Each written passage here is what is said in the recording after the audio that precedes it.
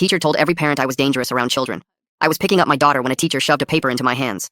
You need to see what Mrs. Thornton is sending around. My name, my signature, a criminal record I've never seen before.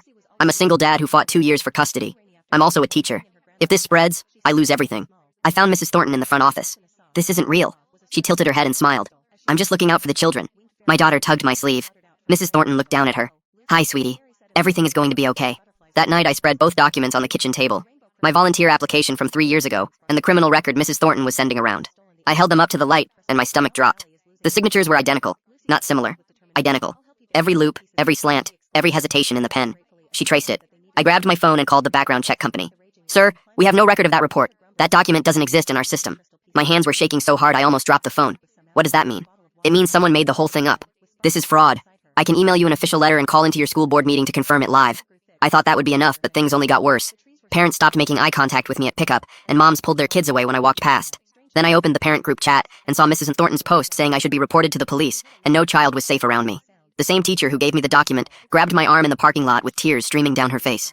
Mrs. Thornton is trying to get your daughter kicked out. She's saying the apple doesn't fall far from the tree. She did this to another dad last year and he left the district. That night my daughter came home sobbing and ran straight to her room. I sat on the edge of her bed and she looked up at me with red puffy eyes. Daddy, why did my best friend's mom say I can't play with her anymore? She was holding a friendship bracelet her best friend had given her and asked if she should throw it away now. I held her and felt my whole body go still. I was done being scared. There was a school board meeting coming up and I had the official letter printed and the company number saved. Mrs. Thornton had no idea what was coming for her. The meeting room is packed and I can feel the sweat on my palms as I slip into a seat in the back row. Mrs. Thornton is sitting at the front table next to the superintendent with this smug grin like she already won.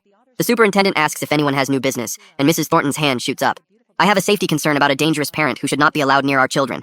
She has no idea I am sitting right behind her. I stand up, and my chair scrapes against the floor. I have something to say about that. Mrs. Thornton's head whips around and the color drains from her face.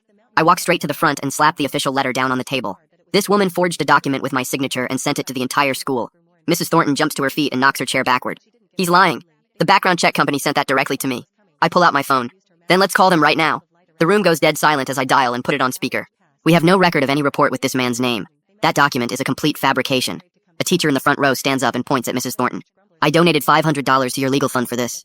Her face goes bright pink and she lunges toward me, pointing her finger. You set me up. You're the criminal here.